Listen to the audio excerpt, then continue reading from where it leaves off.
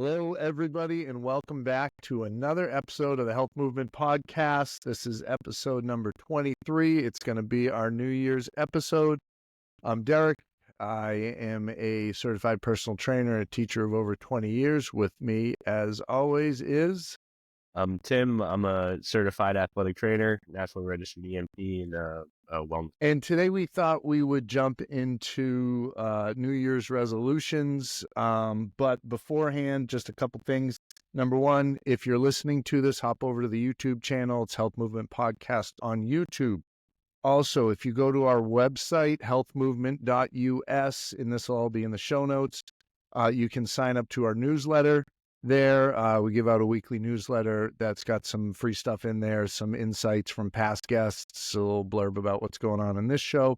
And one other thing, we're just looking to spread the word on the show. So if you like what you're doing here, we would really appreciate it if you could send it on to just one other person that you think would enjoy what we're doing here. So without any further ado, let's jump right into it. Tim, thoughts on New Year's resolutions? I think these are the kind of things that it's a lot of the times a goal that somebody knows that they have to improve on, or and maybe not even a goal, just a habit or a lifestyle hiccup that they know that they have to change, that they wait until a certain set date. And then, I think a lot of the times these type of things lack follow through, right? And I think that's where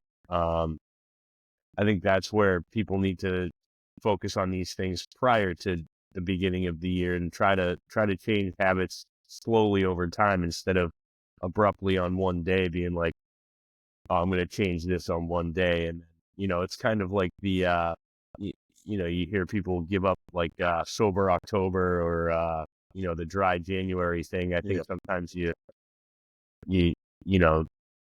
they don't necessarily make it all the way to the end, and they're not able to make those changes how they want to. So I think that's the big thing is, if you're thinking about this before January 1st, start the small incremental changes prior to that.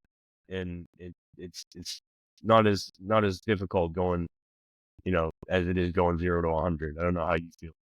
Yeah, no, I agree. If you're at the point where there's something you want to improve on, don't wait till January 1st. I think it's good. It can be a good wake up call for people if they haven't started something, be like, all right, I got to do it. But I forget the exact statistic, but it's a ridiculous number of people who join a gym January 1st because they're going to, quote, get in shape, that quit or stop going after 2 weeks. And they, the gym membership usually stays on the credit card for the rest of the year because they're like, oh, I'll get back to it. But it's that, everyone's good for the initial 2 weeks. It's that consistency thing we talk about that's the most difficult, to continually do it over and over. But that's the only way you're going to see growth or improvement or change, is if you have a plan in place to stick with that for more than just 2 weeks. Yeah, I was talking to a client at work just this week, actually, and we were talking about, he was talking about his cigarette usage, and his, he was like, nah, I need to quit. He was like, a couple more days though. And I was like, well, what do you mean a couple more days? And he was like, well, January 1st, quit. And that's exactly what I said to him. I was like, well, how many do you smoke a day, right? And he was like, I think he said over a pack a day, so over 20 cigarettes a day, right? So like I was like, well, you're not going to be able to just go 0 to, just completely cut it off. Why don't you try to mitigate how many you're having a day? If you're having 20 a day right now, maybe tomorrow you have 15. For the next couple of days, you just have 15. And then, the week leading up to it, after Christmas, you do 10 a day, and just try to spread them out throughout the day versus chain smoking them through the day. And, we just kind of had that little bit of a discussion. I think the biggest thing is getting into the motivation factors of why are you doing this, right? And some of it is at least setting the goal in making the resolution is acknowledging that there is an issue or there is something that you need to work on. I think that is a big takeaway from these things. And if you're working, if you're a coach or somebody that trains with people and they're bringing this goal to you, that's a huge step. So the biggest thing is trying to prop them up and help them as much as you can to try to achieve what they need to do, and giving them actionable steps and things to be able to lead into what they want to actually achieve and get out of what they're, the goal that they're setting or the resolution that they're making. I think, I don't know, is this something a practice that you do, Derek? Is this something that you try to instill on a yearly basis? Like, have you ever made resolutions and followed I through with them? I don't do New Year's resolutions. If I realize there's something that I want to improve on, I try to start that day. Or, maybe it'll be like, all right, I want to go to Dairy Queen. So I'm going to do this. And then, starting tomorrow morning, I'm starting clean and fresh. But usually if it's something I know needs to be changed, then I try to do it right away. And I'm not perfect. Like, I'll try it and sometimes it won't work. And you revisit it, you figure out what went right, what went wrong, and you continue to do it. But just going back to the guy at work you were talking about, I had to look this up. I'm not a smoker, so I have no idea the cost of a pack of cigarettes. But obviously there's the health piece of that's a motivating factor you want it. But cigarettes, I'm looking up, it's like $8 for a pack of cigarettes. On this, it all depends on your state, but Yeah, Massachusetts, where we live, I know it's, a pack of Marlboro Reds, I'm pretty sure, is like over $10, which is insane. you're right. I just looked it up. It's $11.11 in Massachusetts. $11.11. You're like, how many hours do you have to work to fuel that habit of yours for a week? You're spending $80 a week on cigarettes. Mhm. That adds up. That's $4,000 a year. That's more than $4,000 a year. So there are a lot of obvious reasons. It just made me think there was a woman I was speaking to who had an addiction to Monsters, and she was going through about 8 a day, and she was stressed because she had to work multiple jobs. I'm like, you realize how much you're spending a day on Monsters, right? Like, if that's a stressor for you, we could cut back on those, and you wouldn't have to work the number of hours because she was missing time with her kids and things that she didn't want to miss. And it's, you got to see how those decisions affect more aspects of your life than just health, but it's obviously causing stress. It's a financial hardship, and so there's so many reasons that tie into that. But I think in terms of setting these goals, I see the value in it. It's incredibly valuable. There's a statistic that people who set goals properly it was like 42% more likely to achieve them than those that just go about it willy-nilly. I'm not sure if that's a cool phrase to say anymore. Willy-nilly. Awesome. Shooting from the hip, Yeah, shooting from the hip. That sounds a little cooler. But so there were five steps really that this individual, and I wish I remember the guy's name to give him credit. Maybe I'll try to find it and throw it in the show notes so you can watch the YouTube on him. But the very first thing, and most people don't do this, is to write down your goals. Like, you physically write them down, and you have a place where you're like, all right, this is what I want to achieve. And you can't write down 15 things. It's overwhelming and you can't focus enough on any one. But I guess the sweet spot is 3 to 4. If you can focus on that, then it's good. You got to write them down. And then from there, I'll just hit the second one, and we'll cover the other ones after. But you got to look at them. Like, if you write down goals and you put them in the top drawer of your desk, and you never look at them again, that you're not going to achieve them. Like, you need to be focused on them. If it's something that's important, something that you realize you need to make a change, whether you want a new job, you want to earn more money, you want to move, or you want to get healthier, you want to be a better father or a husband or a wife or whatever it happens to be, you got to write that down, and you got to keep it in your view, so you can work on it. Yeah, I think another piece to that is do your research. You know, if you want something bad enough, you got to know how to get it. You got to know the people that are successful in doing what you want to do or whatever it is that you do. And then you need to find a way to make that make those things into actionable steps. And um, you know, we're on the verge of me being able to talk about this, but I've recently gone through this myself, right? And I think this is something that I've I'm about to have a major change in my life that um you know, I've been working towards for probably the better part of 18 months. That, you know, it's really taken me to a point that it's the way that I went about it is I was obsessive about it. I learned the ins and outs of how do I try to break into this? How do I create a support system of people that I can talk to that have neat knowledge and experience?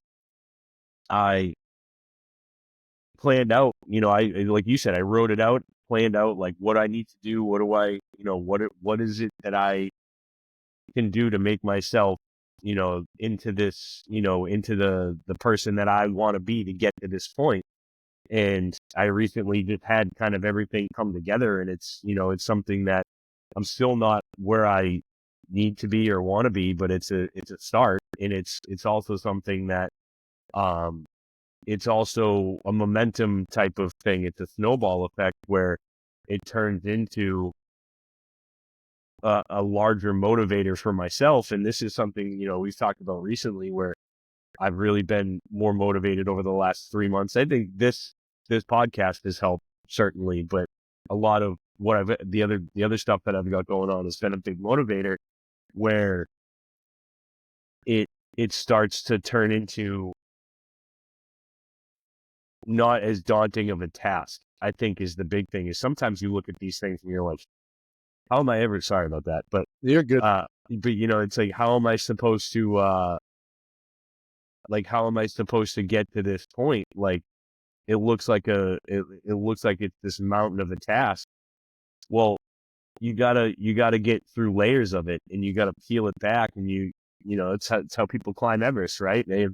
You have your base camp, and then you camp all the way up the mountain, right? So you got to make it to the next camping stage to be able to achieve that goal. And once you get to the next campsite, well, you're a little bit closer to the top, right? And it's kind of how you're going. You know what I mean? What did you? There was just a thumbs up that popped up by your face. I don't know. Did you see that? No, it must be the hands thing, because that happened the other day, didn't it? Yeah, I don't know. It jumped up. Sorry, it threw me off. And That- I keep wanting to talk about this thing that you're referring to that we're not going to completely mention, but it's been killing me, Tim. Like I know you're more excited than I am. I get that, but I'm very, very excited for you. Like and is that's a but that's the thing, and I appreciate that. And the thing is like I have I have worked to this to a point and gotten. And the other piece is like I've worked my butt off to get here, and it's not even the start, right? And it's not yeah. even the challenging part. Isn't even, you know, that was the easy part to get to where I am right now. And that's like, and the thing is that's how I'm looking at it, and that's my mindset, and that that's how I'm setting myself up for success, because I know I have to put in the work. I know I have to work my tail off to learn these things and do these things. And it's a completely different thing for me. And it's a change in my lifestyle and in my habits. And, you know, it's a big thing to look at. And again, like I'm still looking at it like I have a lot to learn, and I'm going to be in a place where I'm the low man on the totem pole. And that's a hard place for, especially for somebody like myself, where I've worked my butt off to gain the knowledge and gain the, um, I've worked to be where I am professionally, and it's hard to roll that back a little bit when you've been in a position of leadership and you've been in these type of roles where now all of a sudden you're the person that doesn't know anything. That's a tough place to be, but it's also, for me, it's a growth opportunity. It's something where not just as a professional, but as a person, and to find something out about myself. That's a lot of this is it's why I'm doing it. You know what I mean? It's also, there's other motivating factors as well, but at the same time, a lot of it is I need to find something out about myself and to see, prove it to me. And that's, Yeah. I think that's a big aspect of all of us. Two things right there that you said and were referring to. Number one, your why, like that's dialed in right now 100%. You've had an 18-month journey where you've been focused on this, and it's not just a physical aspect, but it's also the mental aspect. And like you said, learning it's, I mean, I haven't gone through it, so I don't know, but I know from just talking with you that it's a lot of work. And then it's understanding the delayed gratification, because you're not going to work for a week and achieve what you're hoping to achieve. Like this is a process, and if you're not willing to put the time into it, it's never going to happen. But you have been, and you are, and it's happening. And now everyone's, I know me a text from my mom like, "What's happening with Tim?" Like, what? So sorry, Ma, you got to wait a little longer Well, until we even, can. yeah, and like you or Nick or, it was, What'd you do? Okay, I muted my headphone. that's a good move in the middle of a monologue there. I didn't know I could do that, to be honest. I was trying to fix it in my ear. No, it's, it was you or Nick or, I've had a lot of people follow up and ask, how things are going. And, for a long time, I didn't tell anybody I was doing it at all. You know what I mean? And I think that was another piece to the whole puzzle. Was the only other person I had talked about this with was my wife, with Shannon. And, it was, and then, I started to ask, the people that I know that have a knowledge and a background of this stuff. And I know this is so veiled and so vague, but at the same time, I will be able to talk about it probably next week. But, Yeah, so stay tuned if you want to find out what he's talking yeah, about. we call that a big market tease. That's what we call that.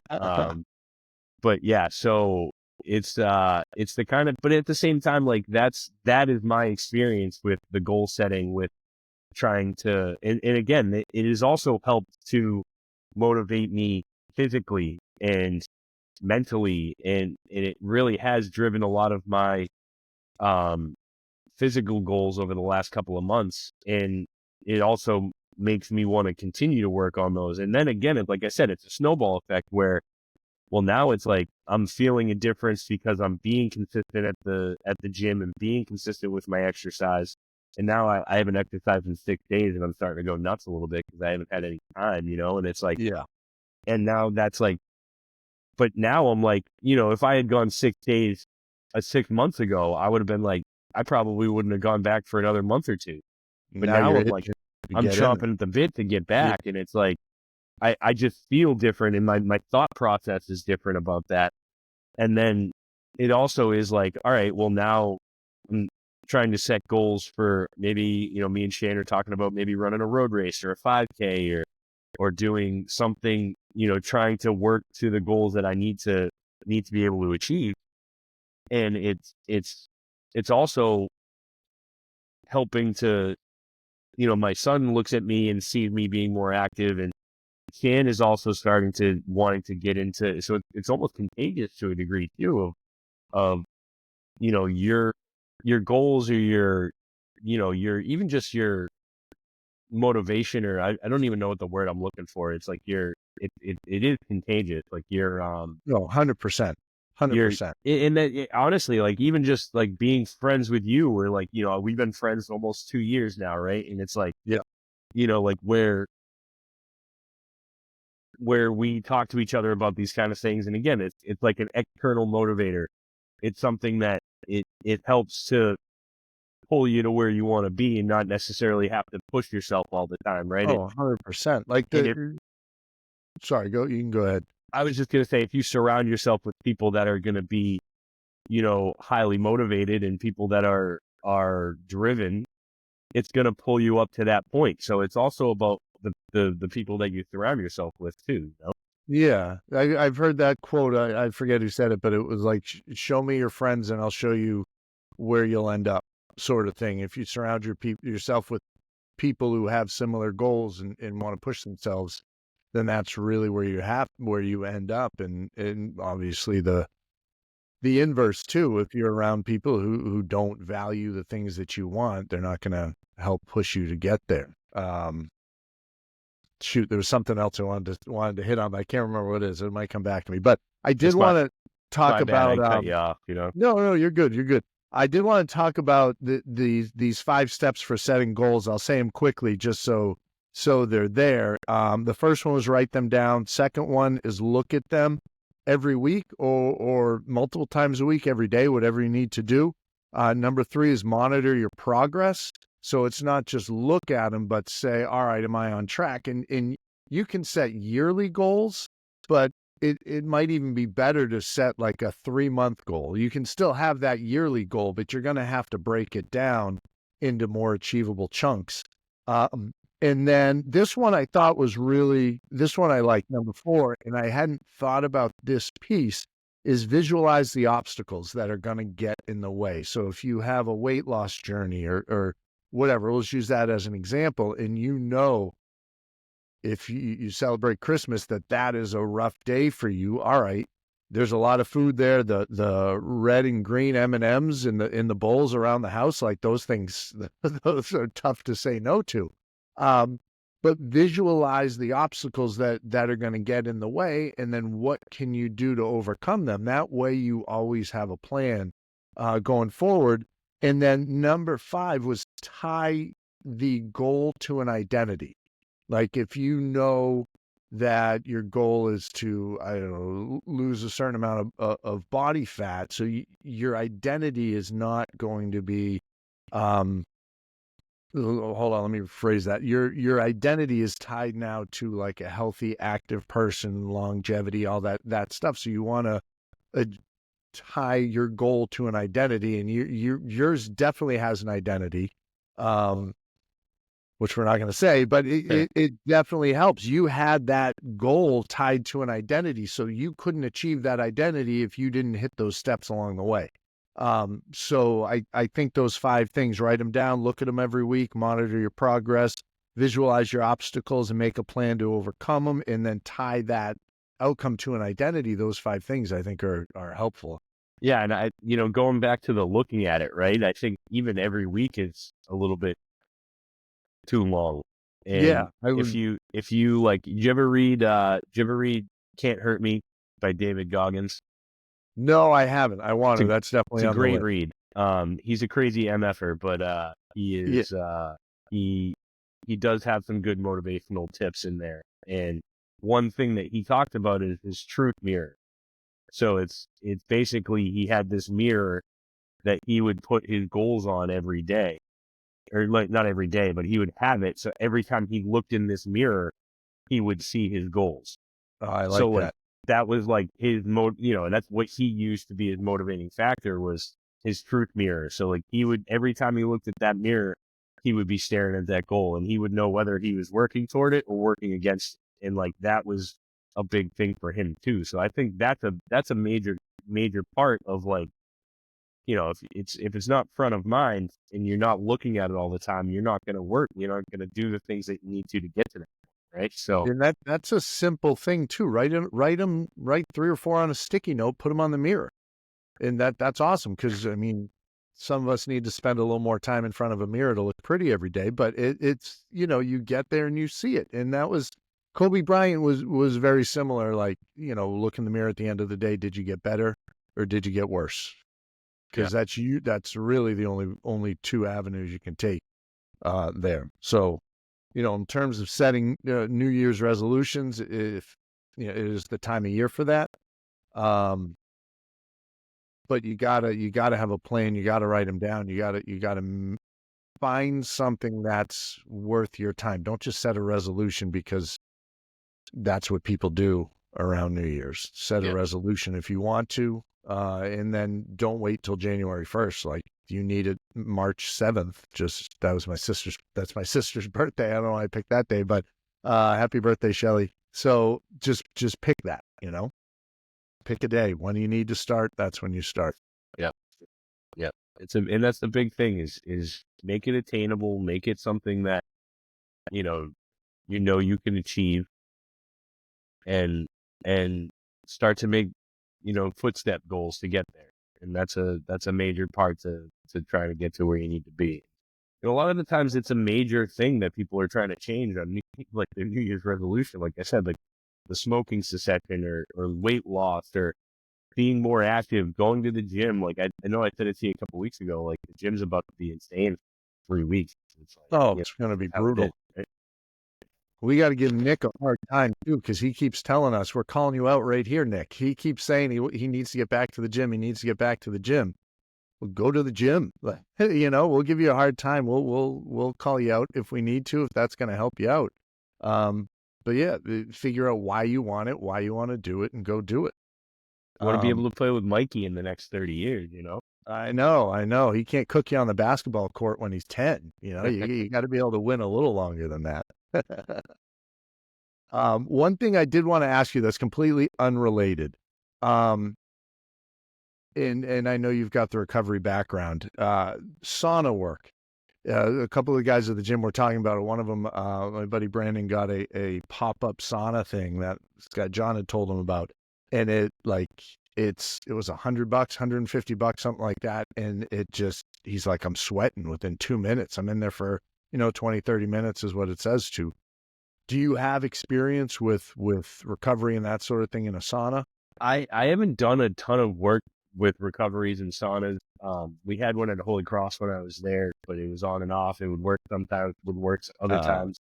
But I know that, there is a huge amount of research out there saying that the sauna work is a great proponent for recovery. If you think about the science of it, it's going to vasodilate. It's going to help with, blood flow, all those kinds of things. I know that I think there's a study out there saying something about the Nordic countries about lifespan and their use of saunas and stuff like that. So like the Sweden, Norway, Yeah.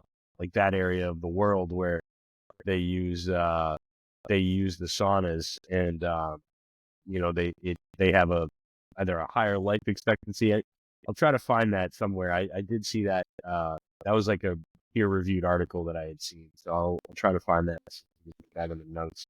Yeah. But that's something, and again, it's a piece of the puzzle, right? It's not the end all be all, but it's something that if you do it routinely and you do it consistently, it can be a major factor in how you recover and how you feel. So.